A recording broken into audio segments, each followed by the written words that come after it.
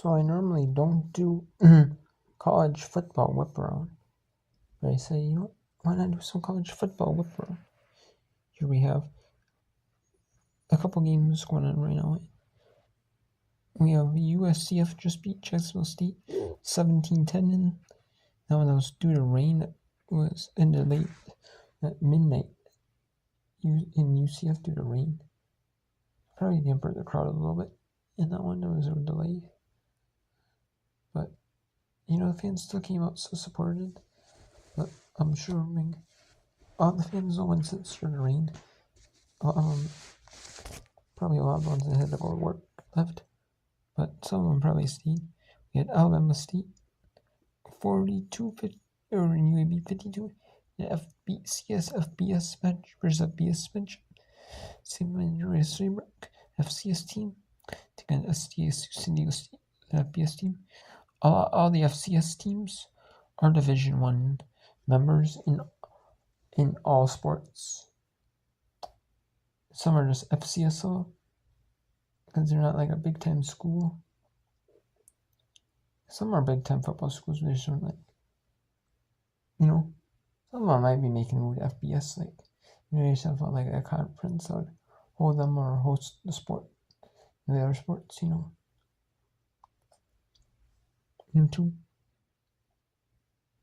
Like North Dakota State.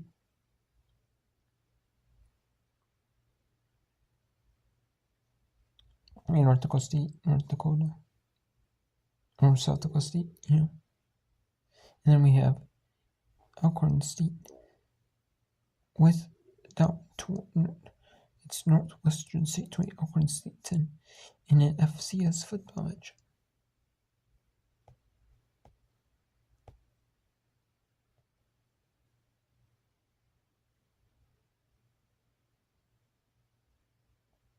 So let's go to the University of Alabama at Birmingham.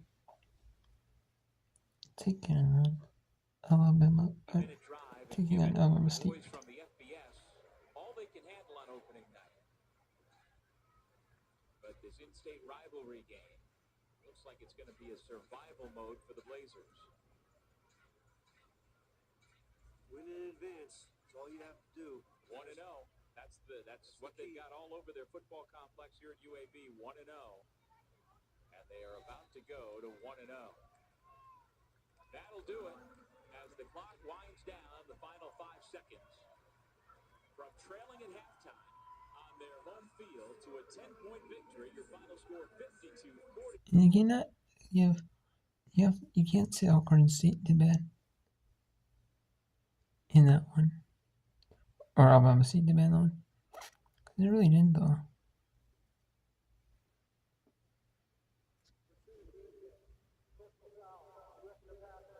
So we have 509. Now ESPN has their new scoreboard, and the thing is, some games you see, like I've seen some sporting events in ESPN, or like lacrosse, some of the game,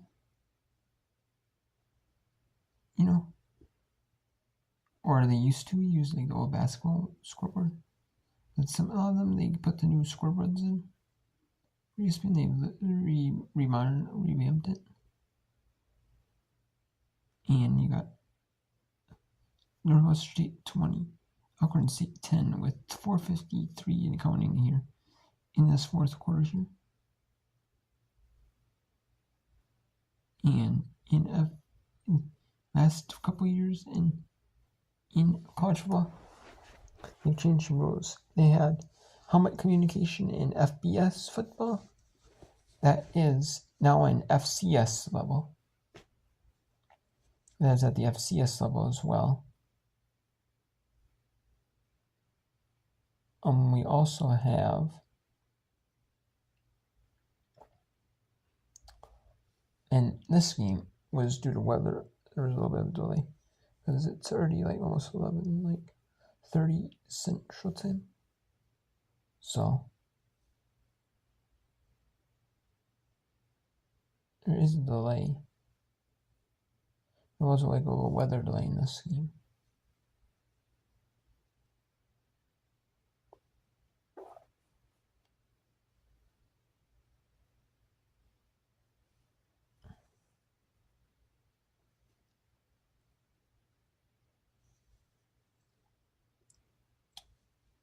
And then we had Northwest. So, yeah. And there's still, like, you can see, like, the student section's still there. Some of the crowd's still there, but not a lot of it left. And you blame them? I mean, I don't really blame them because, I mean, they gotta get back to work in the morning and stuff. They didn't take the day off. So Northwest State 20-10 over Alcorn State in their first game of the season.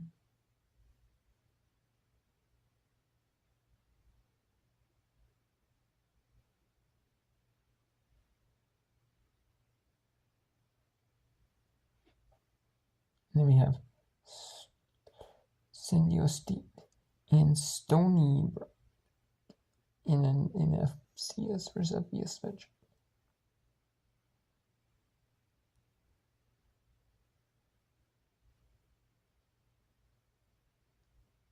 And then Saturday we also have, on Saturday I'm going to do some Wednesday Women's Volleyball Whip Run. Your WNBA coverage is done. So, after I'm watching WNBA if I can, just like I did today, and that and the Minnesota Gophers college football game against Buffalo as well. So I'll see. Maybe Saturday or maybe Friday tomorrow.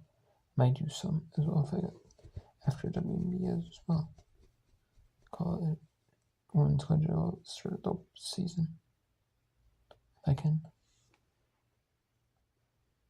I just said do some college football whip on because it's the first day of the season, the first game day of the season, and I thought, why not? You know, it's the first game of the season. There's no women basketball or women's volleyball and no women's soccer, and there's no WNBA. I thought, why not? You know, why not do some college football whip around? I figure, why not? And we got 4:32, 20 Northwestern State leads 2010, where Alcorn State from the SWAC, Northwestern State's from the Southland Conference. That's where all their sports are. Showed up and has made one of the most impactful defensive plays of the ball game. Now NSU looking to run the clock with Zay Davis. One more thing about him, I was talking to Coach McCorkle about him, and he said, he wants to make an impact for this defense and for this football team on the field, and that's exactly what he's been doing in the spot plays that they've had him in there. He hasn't been in there consistently, but he's been in there at certain plays, and he is very disruptive. He's got the talent, and that's what you want here. Coach McCorkle is building through talent, and he's only going to be on this roster at least for 1 year. He has opportunity to shine and do well. He's doing well in this ball game. You never know what his ceiling might be, but he wants to continue his career here, and Northwestern State has opened the door for him. If Northwestern does end up holding on to win this ball game, it will be thanks to 2 drives in the second half, a 6-minute drive to score a touchdown, and then a 6-minute drive. That's the one that ended up with the interception return for touchdown. But Gary, the way that Northwestern State has flipped the plays and time of possession in this second half. It really has, and they've done long drives. They've burned clocks specifically, and the total numbers of plays. They have flipped the script here, and they are now on top in those categories, total plays and total time that they have had possession of the football.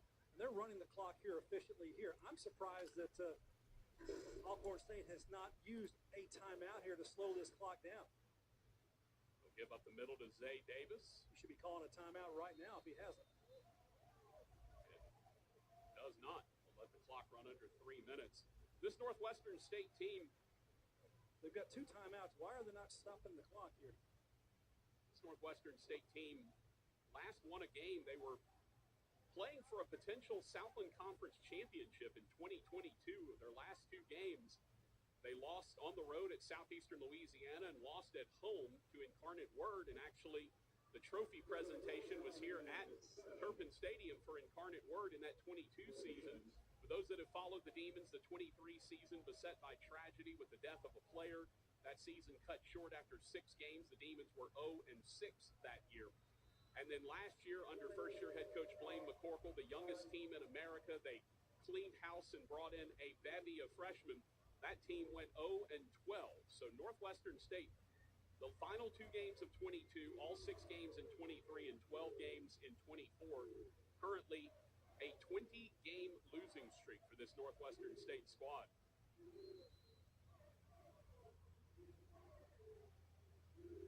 Well, there's going to be a lot of joy here if this happens to go the way of the Demons here with these last 2 minutes and 27 seconds. It's been a long time coming here at Northwestern State. Still have some things left to accomplish, and for a team that hasn't won in 3 years, Gary, the last 2 minutes are probably the hardest 2 minutes. Yeah, they really are here. You got 2 minutes and 20 seconds or so. Oh, you've got running into the kicker against them, and that's going to be a penalty for a first down. If it's running, it'll be 5 yards. If it's roughing, it is a first down. Flag was back at the spot where the punt was sent away.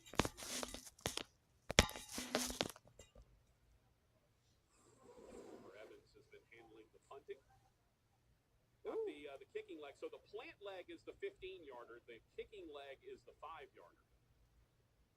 From what I understand. I think the Blaine McCorkle may take the ball inside the 10-yard line.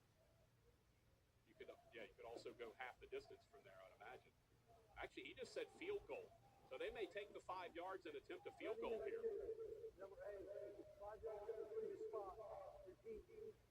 So they're going to try a long field goal. They have a couple of guys that they have brought in that they feel comfortable with. Cooper Evans, who's punting and kicking off, has the bigger leg. So they put the ball inside the 35-yard line. The hold will be at the 41, so this will be a 51-yard attempt. He's a lefty, too. For Cooper Evans.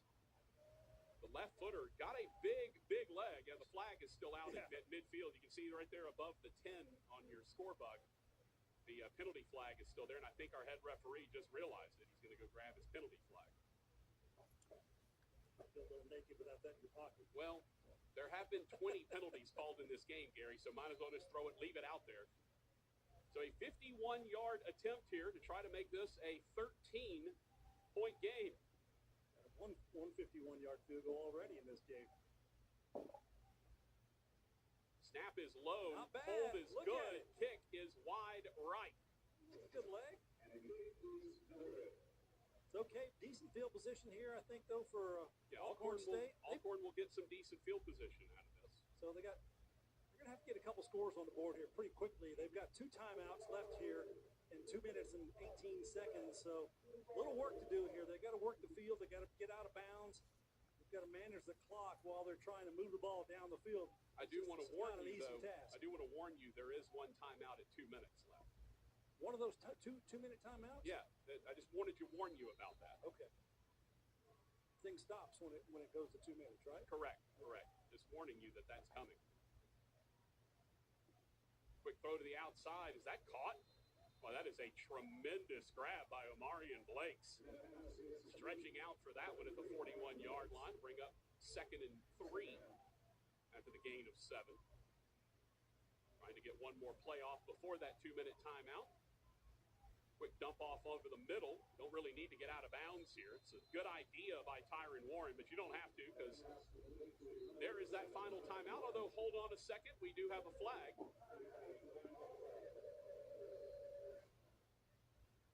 And that's once again former Independence Bowl chairman Trey Giglio